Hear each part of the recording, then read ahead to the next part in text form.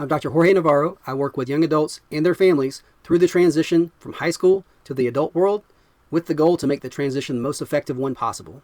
I'm also a parent of a young adult who is neurodiverse and have helped them transition successfully into the adult world. This video is the last in a series of 3 videos where I go through my personal experience helping a neurodiverse young adult transition through middle school to high school and into college. So, in the tail end of our senior year, it would have been easy just to focus on grades, applications, getting accepted to the right program. But what came clear to me is this. College isn't just an academic step, it's a complete shift in how life is structured. No one reminds you what's due, no one follows up if something is missing, and the expectation is that you manage all that on your own.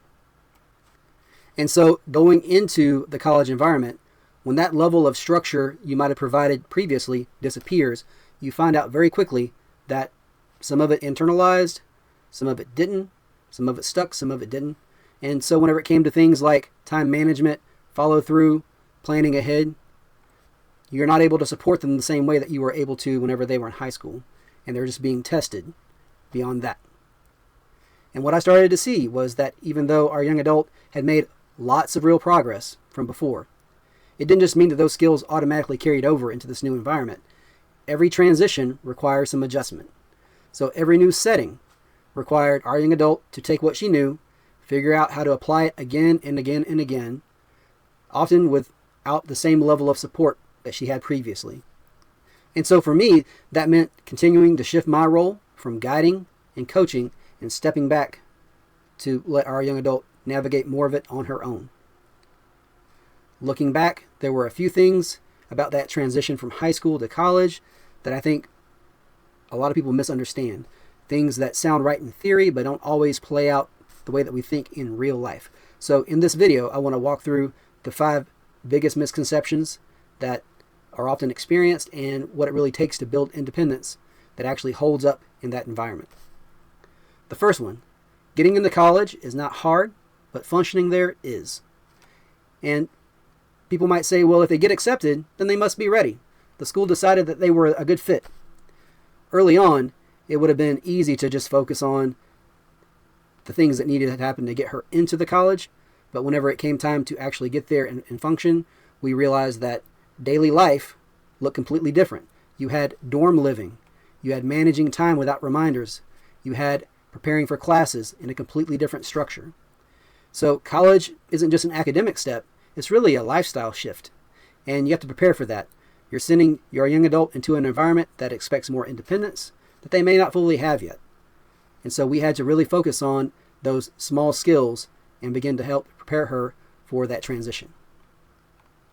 That included making sure that things were already understood, like how it looked like whenever you had a dorm mate or roommate, how it looked like whenever you had responsibilities related to not just doing your laundry, but also cooking, cleaning, making sure that you took care of any personal responsibilities related to maintaining personal areas and also common areas. Those types of things were discussions that we had quite frequently.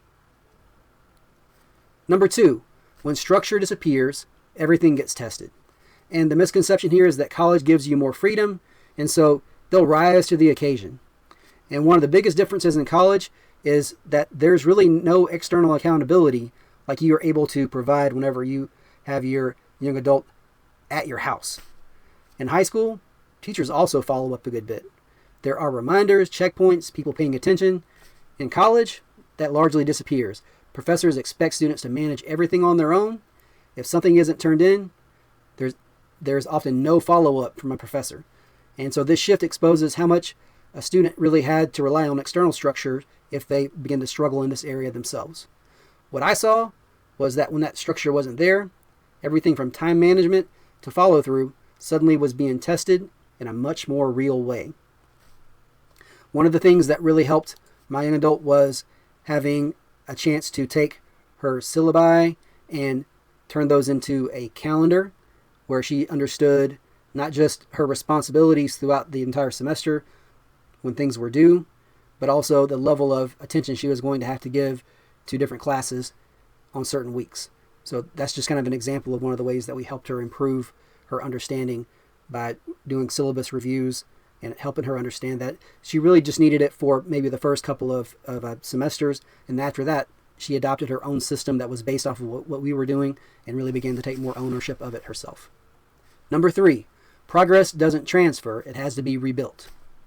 And the misconception here is if they learned it before, they'll just carry it with them.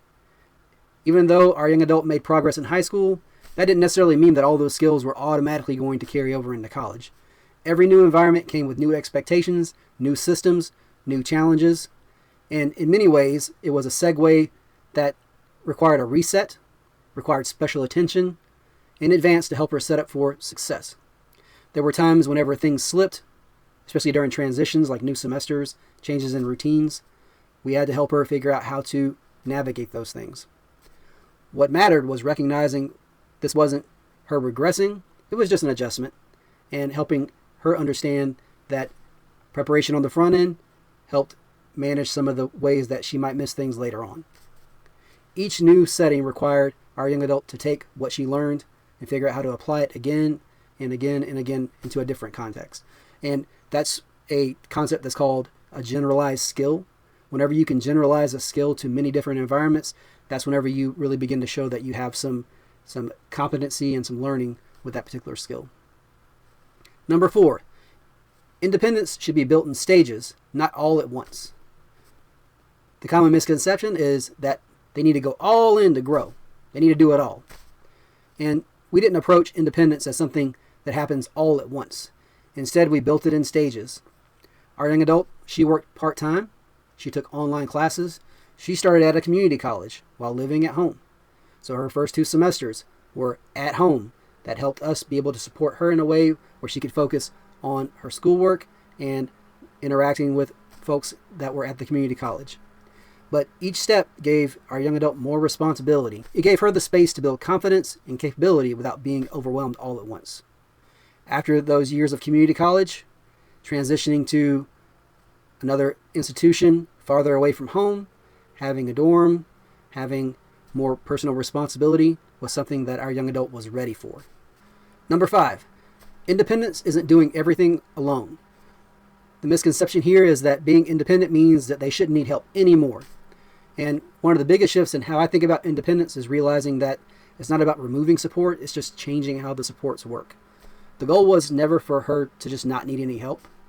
It was for her to understand the systems, recognize whenever she was struggling, know how to access the right resources, know when to be independent, and know whenever to call in some reserves. So real independence isn't being able to just solve all the problems and anticipate all the challenges on your own.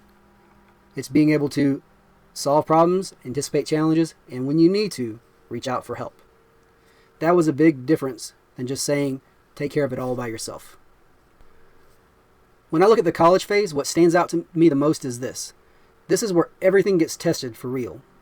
Not in a controlled environment, not with built-in supports, but in a setting where the expectation is that your child can manage their life on their own. And what becomes clear very quickly is this.